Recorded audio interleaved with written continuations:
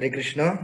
तो आप सब लोग जानते हैं कि आज हमारा जो चर्चा का विषय है श्री उपदेशामृत। तो उपदेशामृत किसने लिखा था?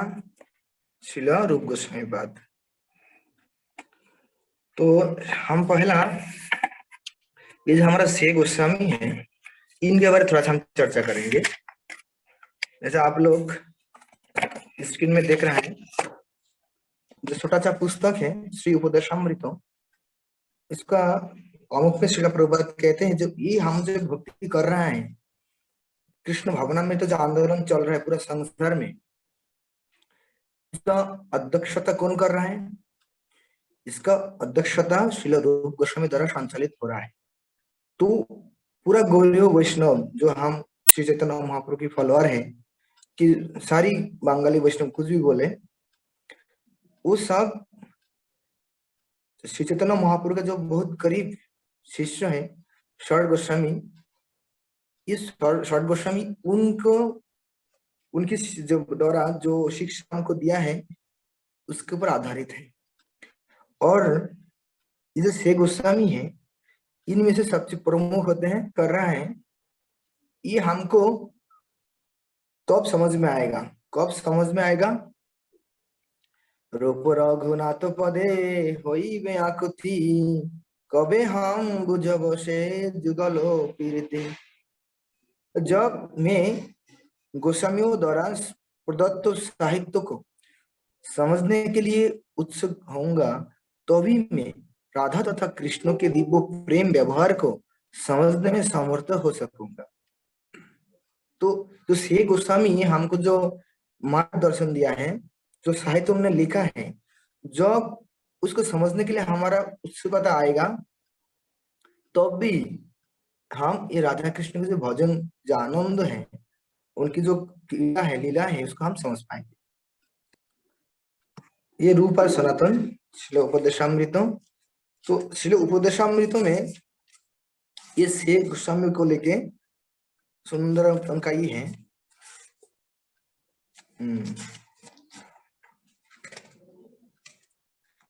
तो हम फर्स्ट श्लोक में चले जाते हैं। ये पूरा उपदेशामृत में 11 श्लोक है। कितना श्लोक है? 11 श्लोक है। तो फर्स्ट श्लोक आप लोग मेरे पीछे पीछे बोलिए।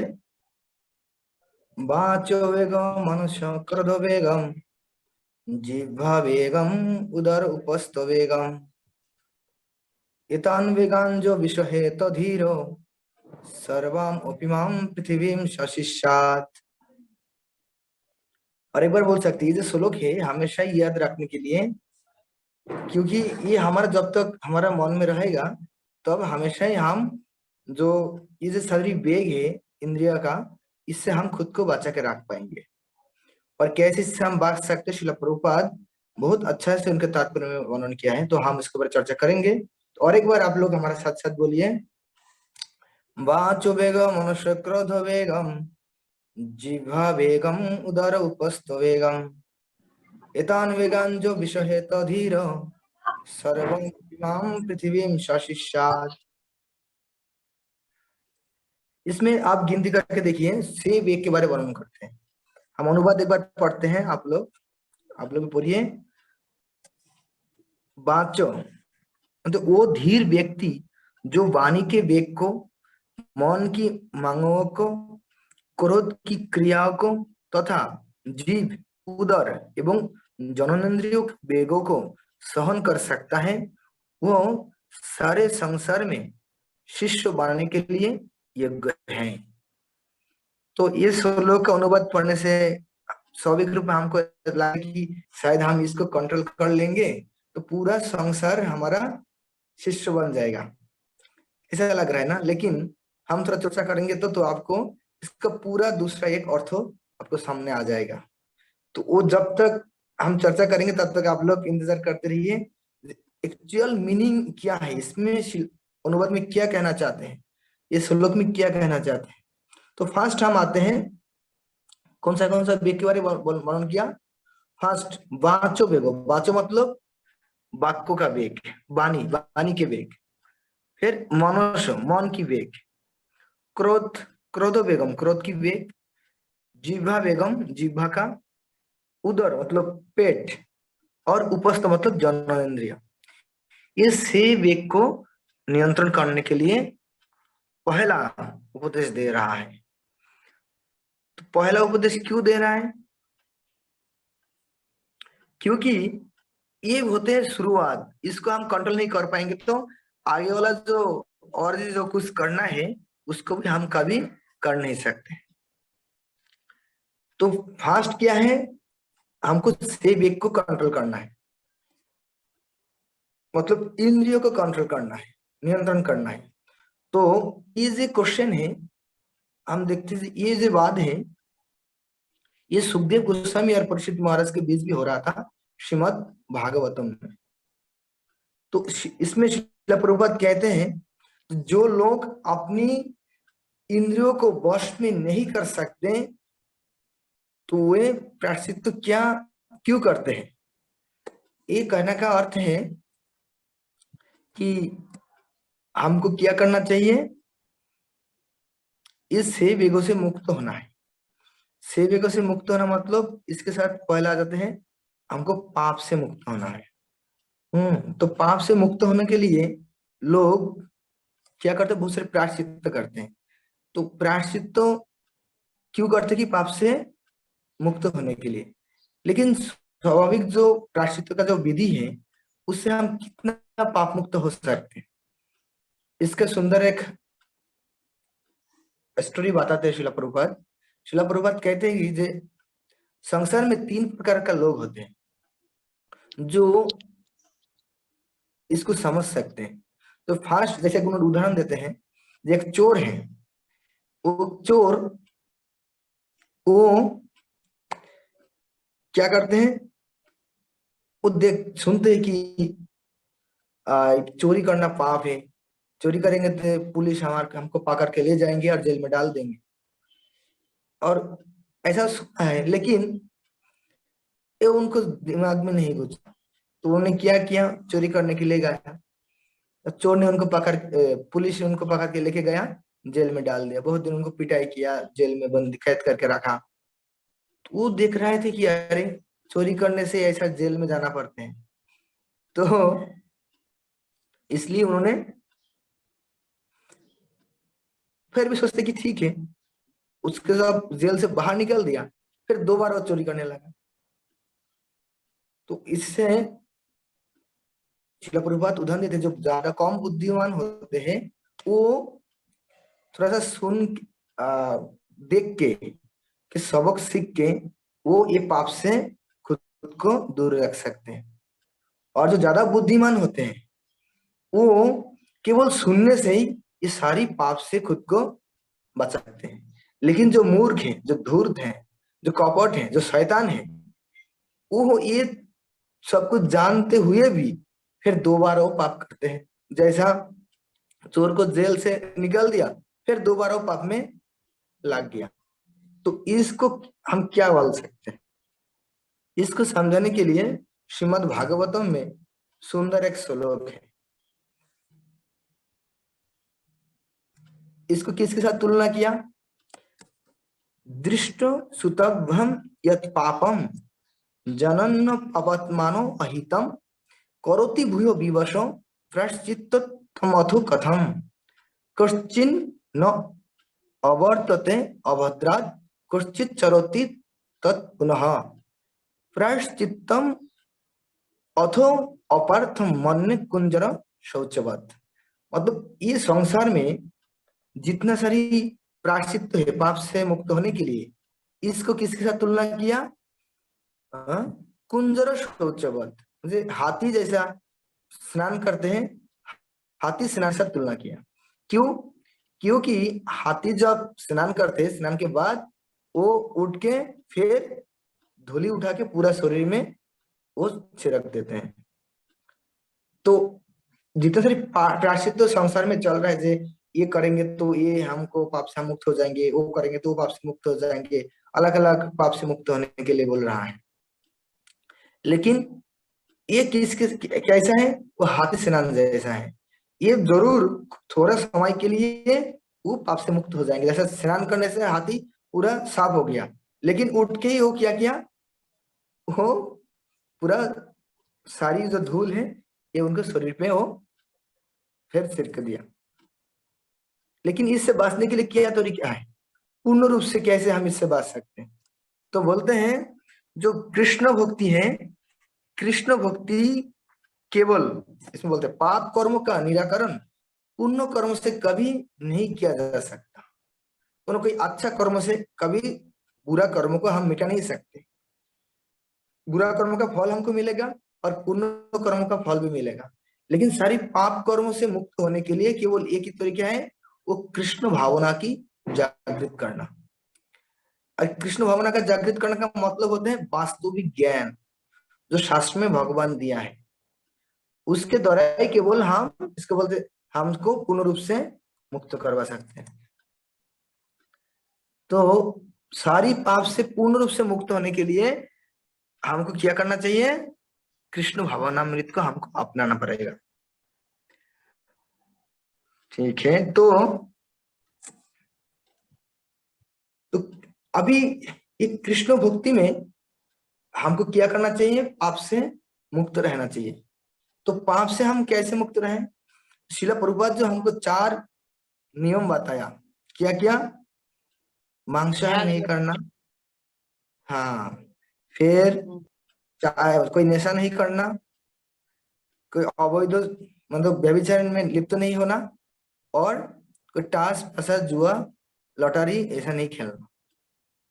तो इसके अंदर शिला प्रभुपाद इसमें एक शास्त्रों में श्री उपदेशामृत में स्पष्ट रूप में लिखते हैं, मांसाहार मतलब जो कृष्ण को हम ऑफर नहीं कर सकते, ऐसा सारी खाने को हमको त्याग करना चाहिए।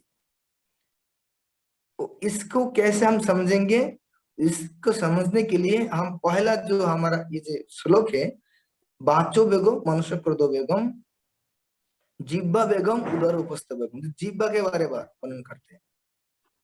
हम्म तो जिब्बा के बारे जब आते हैं तो बोलते हैं जो हम कृष्ण को अपार कर सकते हैं वही वस्तु ही केवल हमको खाना चाहिए। तो उसमें शिला प्रभुपाद कहते हैं कि प्याज, लहसुन, अंडा, मांस तो है ही, मछली, ये कुछ भी नहीं खा सकते। और नेशा के अंदर क्या आते हैं, चाय, पान, बीड़ी, अ, अ, और जो जितने सारी मादक द्रव्य हैं, तंबाकू जैसा है, गुटखा है, खन्नी है, कुछ भी है, और हीरोइन, पैथेडिन, ये तो बड़े बड़े नशीले पदार्थ हैं, तो बिल्कुल नहीं ग्रहण करना।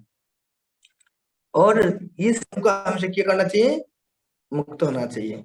जब इस प्रकार से हम मुक्त होंगे तो भी हम पाप से मुक्त रह सकते, दूर रह सकते।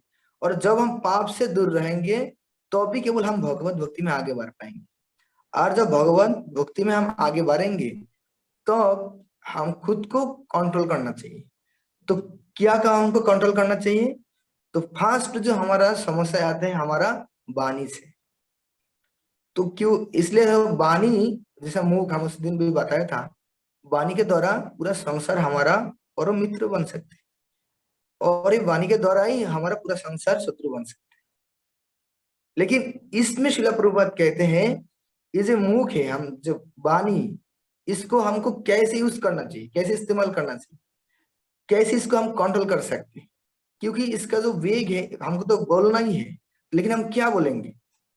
शिला प्रभुपाद कहते हैं पूरा संसार में जो लोग कृष्ण के अलावा जितना कुछ कर रहे हैं, उसको उन्होंने बरसात का मौसम में एक मेंढक का टटर से उन्होंने तुलना की। मेंढक ने बहुत चिल्लाते हैं, और वो क्या जब चिल्लाते हैं उसका कोई मीनिंग हमको समझ में नहीं आता, लेकिन उसका जो शब्द है वो एक प्राणी का समझ में आते हैं। वो कौन है, वो तो सांप। सांप समझ जाते हैं कि हाँ इधर एक मेंढक है, तो मुझे जाके आज कभी उसको खाना है। तो बोलते जो कृष्ण कथा नहीं करते हैं, कृष्ण के अलावा और जो सारी बातें करते हैं, उससे क्या होता है, खुद का मृत्यु को खुद वो निमंत्रण कर रहा है, बुलाते हैं। तो हमारा संसार में भी जब इंसान कृष्ण के बातें नहीं करके अलग अलग सारी संसार की भौतिक बातें करेंगे तो क्या होगा, मृत्यु आके हमको उठा ले जाएंगे, जम दूत आके हमको जमालय में ले जाएंगे। तो इसलिए हमको क्या करना चाहिए, ये वाक्यों को हम कैसे नियंत्रण करें, हम मुख से केवल कृष्ण कथा करेंगे, कृष्ण के बारे में वर्णन करेंगे, भगवान कृष्ण के बारे में हम कीर्तन करेंगे, और किसी को जब हम बात करेंगे तो कृष्ण को ही उस चर्चा में लेके आएंगे। इस प्रकार से हमारा वाक्यों को हम नियंत्रण कर सकते हैं।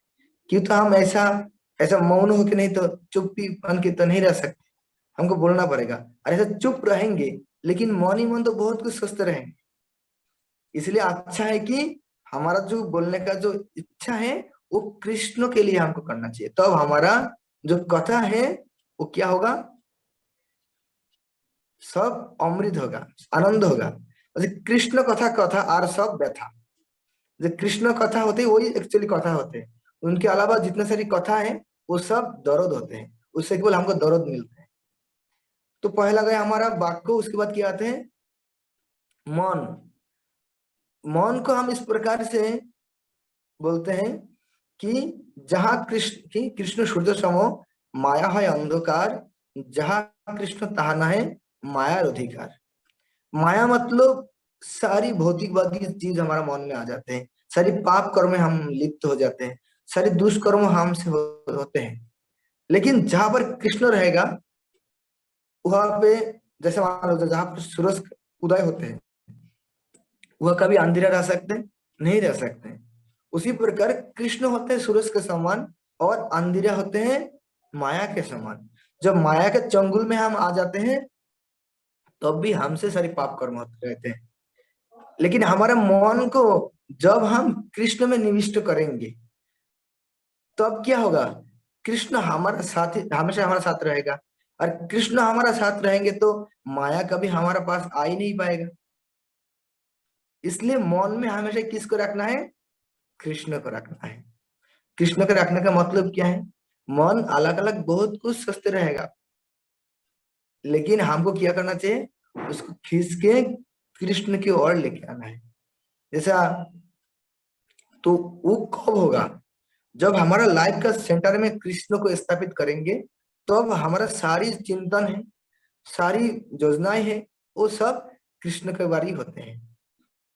हाँ, तो इस प्रकार से हम क्या करना है, हमारा मन को कृष्ण की सेवा में इस्तेमाल करना है। तो बाचो बेगो मनो मनो मनुष्य, उसके बाद आते क्रोधो बेगो। तो क्रोध कब होते हैं हमारा, जब हमारा भौतिक इच्छा पूरा नहीं होते तो अभी हमारा क्या होते हैं, क्रोध सृष्टि होते हैं। काम ऐसो क्रोधो ऐसो रजोगुण समुद्भव। रजोगुण से काम, रजोगुण मतलब जो तीन गुण है, सतगुण, रजोगुण और तमोगुण। तो ऑटोमेटिकली पूरा पूरा संसार का जो जीव है, मनुष्य है, वो तमोगुण और रजोगुण के अंदर रहते हैं। तो उनको क्या करना चाहिए, वो जब तक रजोगुण में रहेगा, तमोगुण में तो उनका कोई ज्ञान है ही नहीं, पूरा अज्ञान है। और जब रजोगुण में वो ज्यादा रहेगा तो क्या होगा, उनको बहुत ही इच्छा ज्यादा होती रहेगा, मुझे ये चाहिए वो चाहिए, मुझे ये बनना है वो बनना है, वो करना है ये करना है। ऐसे हमेशा उनको एक के बाद एक इच्छा आते रहेगा, और एक पूरा हो जाएगा तो दूसरा आ जाएगा। जैसे घी में आग डाल, आग में घी डालोगे तो आग बढ़ते रहेगा। उसी प्रकार हम कितना भी इंद्र तृप्ति करते रहे उतना ही हमारा और इंद्र तृप्ति करने की इच्छा आएगा। इस प्रकार से हम इंद्र तृप्ति करके कभी हमारा मन, इसको हम शांत नहीं कर सकते। तो इसको क्या करना पड़ेगा, सतगुण में लाना पड़ेगा। तो सतगुण में लाने के लिए हमको कृष्ण भक्ति का अनुशीलन करना है। हाँ, जो हम बोल रहे थे, रजोगुण से हमारा जब काम मतलब भौतिक दुनिया को भोग करने की इच्छा आते हैं, मतलब सेंस ग्रेटिफिकेशन, इंद्र तृप्ति करने की इच्छा आते हैं, और इच्छा जब पूरा नहीं होते तब क्या होते हैं, हमारा क्रोध सृष्टि होते हैं। तो ये क्रोध हमारा कोई ना कोई तरीके से क्रोध हमको बीच में आएगा ही, ये स्वाभाविक है, क्योंकि हम ये शरीरधारी जीव है। जब हम शरीर में है तो हमसे ये सारी आर्जेस, सारे जो वेग है, ये ऑटोमेटिक हमको आएगा, होगा, हमारा अंदर है। लेकिन इसको डाइवर्ट करना है, इसको डायरेक्शन को, इसको दिशा को बदलना है। तो शिला प्रभुपाद सुंदर उदाहरण देते हैं, उन्हें बोलते हैं क्रोध तो सबको होते हैं, ऐसा कि हनुमान जी को भी क्रोध हुआ था, लेकिन हनुमान जी क्रोध से क्या किया था, उन्हें पूरा लंका को जला दिया था। तो आप मान लीजिए कोई व्यक्ति किसी को घर जला देंगे तो उनको कभी प्रशंसा कोई करेगा? कोई नहीं करेगा। लेकिन देखिए जब हनुमान ने ऐसा भगवान रामचंद्र के लिए, उनका जो शत्रु पक्ष है उसको पूरा उन्होंने दावा कर दिया, भस्म कर दिया, तो पूरा संसार वो हनुमान जी का पूजा करते हैं। तो और एक उदाहरण देते शिला प्रभुपाद ने, अर्जुन अर्जुन पहला युद्ध नहीं करना चाहते थे, लेकिन कृष्ण ने जब कहा तुम धर्मों के लिए मेरे लिए युद्ध करो, तो कृष्ण शस्त्र उठाया, सबको मार डाला। आप बताइए दुनिया में ऐसे कोई पिता माता होगा जिन्होंने उनका बच्चों का नाम दुर्योधन रखेगा? कोई नहीं रखेगा, क्योंकि बदमाश है। लेकिन अर्जुन का नाम बहुत सारा है, बहुत व्यक्ति पिता माता ने प्रेम से उनके नाम रखते हैं अर्जुन। क्यों? ये भी तो सबको मार डाला था, फिर भी इनको सब प्रिय कौन है? अर्जुन है। क्यों? क्योंकि वो भगवान कृष्ण के लिए उनको क्रोध को उन्होंने इस्तेमाल किया था। तो इसी प्रकार भक्तों अपना अपने के बारे वो तृणाद भी सहिष्णु होते हैं, अमानी ना मानो देना। तृणाद भी सुनिते नो और तुर सहिष्णु होते हैं, और अमानी ना मानो देना होते हैं, मतलब वो तृण से भी छोटा होते हैं, और वृक्ष से भी वो सहनशील होते हैं, और हमेशा खुद को मान देते हैं खुद के बारे। लेकिन जब कोई भक्त के बारे कोई कुछ ऐसा होगा तो खुद को वो रुक नहीं पाएगा, तो अब उनका गुस्सा वो दिखाते हैं। वो सिंह शेर जैसा वो जो वैष्णव विद्वेषी है उनको ऊपर वो आक्रमण करते हैं। इसलिए हमारा क्रोध क्या होना चाहिए? क्रोध विष्णु विद्वेषी जन है, जो भगवान विष्णु की जो विरोधी है, जो भगवान विष्णु भगवान कृष्ण भक्तों का जो विरोधी है, उनके लिए हमको क्रोध को दिखाना चाहिए। हमारा घर का जो मेंबर है, सदस्य है, परिवार का सदस्य है, हमारा साथ में जो भक्त भक्ति कर रहे हैं, उनके ऊपर कभी गुस्सा नहीं दिखाना। गुस्सा तो भक्त जो विद्वेषी जन है उनके लिए होना चाहिए। इस प्रकार से हम हमारा क्रोध को बहुत आसानी से शांत कर सकते हैं, और केवल शांति नहीं है, इसको इससे हमको कृष्ण भक्ति भी मिले। तो उसके बाद क्या आते हैं? क्रोध बेगम जीभ।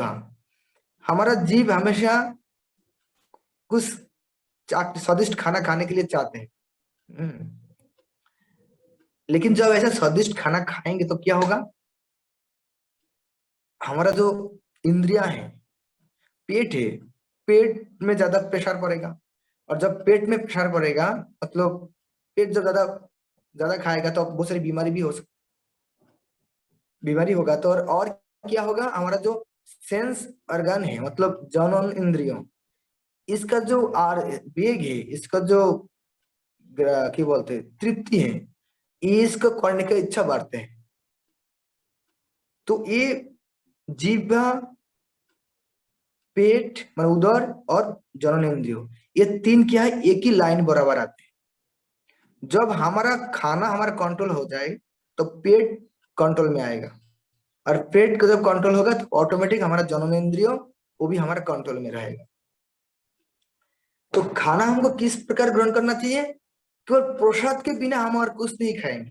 इस प्रकार जब हम व्रत लेंगे, शपथ लेंगे, तो बहुत आसानी से हमारा जीव हमारा कंट्रोल में आ जाए। कृष्ण वर दयामय कोरी बारे जीव जाए, सप्रसाद अन्न दिला भाई। तो हमारा जीव है, दुनिया में जितना सारी इंद्रिया है उससे सबसे खतरनाक होते हैं जीव, जिह्वा। लेकिन भगवान कृष्ण इतना दयामय है कि करुणामय है कि वो जिह्वा को जय करने के लिए, जीतने के लिए उन्होंने उनकी जो स्वप्रसाद, ये प्रसाद हमको प्रदान किया। इसलिए जब हम केवल भगवान का प्रसाद खाने के लिए हमारा जीव को हम सीमित रखेंगे, तब सारी जो और जो समस्या है उदर और जननेंद्रिय का, वो भी हमारा नियंत्रण में आ जाएगा। लेकिन कई कई बार हाँ बहुत स्वादिष्ट खाना जब आते हैं तो ज्यादा ज्यादा हमको खाना चाहिए? बोलते नहीं, ज्यादा खाना भी ठीक नहीं है और ज्यादा स्वादिष्ट खाना भी खाना सही नहीं है। हाँ, स्वादिष्ट खाना खाएंगे बीच बीच में, लेकिन कंटिन्यू सरल खाना खाना चाहिए हमको। सादा जीवन और रुचि विचार। ज्यादा स्वादिष्ट, इमली युक्त, जरा मसालादार ऐसा खाना खाना हमारे लिए सही नहीं है। ज्यादा मसालादार खाना वो रजोगुण में आ जाते हैं। हमको सतोगुणी खाना ग्रहण करना चाहिए। खाना मतलब प्रसाद, भगवान के प्रसाद के बिना हमको और कुछ नहीं खाना चाहिए। और जब ऐसा होगा तब हमारा जननेंद्रियों, सेंस, सेक्स ऑर्गन वो हमारा कंट्रोल में रहेगा। लेकिन सेक्स ऑर्गन के ऊपर, जननेंद्रिय के ऊपर शिला प्रभुपाद और ज्यादा इसमें बल दिया। उन्होंने बताया कि ये जो जननेंद्रियों, जब व्यक्ति, जब वो सियाना हो जाते हैं, बड़ा होते हैं, विवाह का योग्य वो हो जाते हैं, तब उनको शादी करना चाहिए। क्यों? केवल एक कृष्ण भक्त संतान उत्पादन करने के लिए। तो हमारा जो जननेंद्रिय, इसको भी हम जब एक भक्त संतान सृष्टि करने के लिए यूज करेंगे, तब ये भी भगवान की सेवा होते हैं। इसलिए बोलते हैं विवाह हो वो भी क्या बोलते हैं, एक संस्कार होते हैं हमारे। और बोलते हैं इस प्रकार से जब हम केवल कृष्ण के लिए हमारा सारी कर्म करेंगे, तब वो गिरे रहते हुए भी, घर पे रहते हुए भी हम आश्रम में रह सकते हैं। उसको बोलते हैं गृहस्थ आश्रम। लेकिन जो ऐसा इंद्रिय को नियंत्रण नहीं करते, वो उसको हम गृहस्थ नहीं बोलते, उनका हम बोलते हैं गृहमेदी। गृहमेदी मतलब गोदास। गो मतलब इंद्रिया। अभी हम आएंगे श्लोक का मेन पॉइंट। जो इंद्रियो, इंद्रियों को एक नाम संस्कृत में होते गो। गो मतलब इंद्रिया, और स्वामी मतलब उनके स्वामी।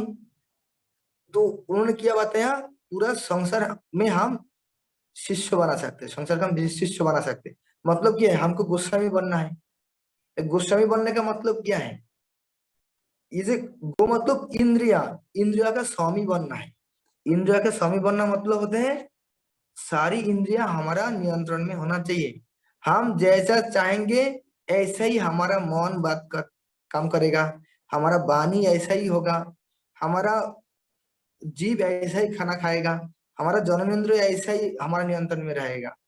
इसलिए एक कृष्ण भक्त को ये सबसे पहला और आखिरी लक्ष्य होना चाहिए कि हमको गोस्वामी बनना है।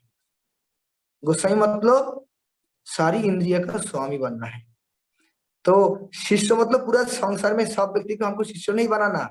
हमारा जो इंद्रिया है, वो सारी इंद्रिया को हमारा नियंत्रण में लाना, तब तो हम उसको स्वामी बनेंगे, गोस्वामी बनेंगे, गुरु बनेंगे। इसलिए बोलते हैं जो ये सेव एक को जो नियंत्रण कर पाते हैं, वो पूरा दुनिया उनके लिए शिष्य बन जाते हैं। तो शिष्य किसको बनाना है? हमारा इंद्रिया को।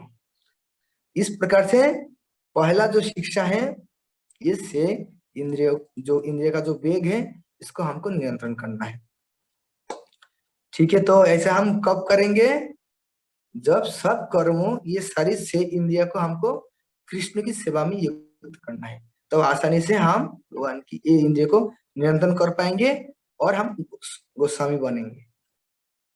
तब भक्ति में बहुत तेजी से हम आगे बढ़ेंगे। हरे कृष्ण।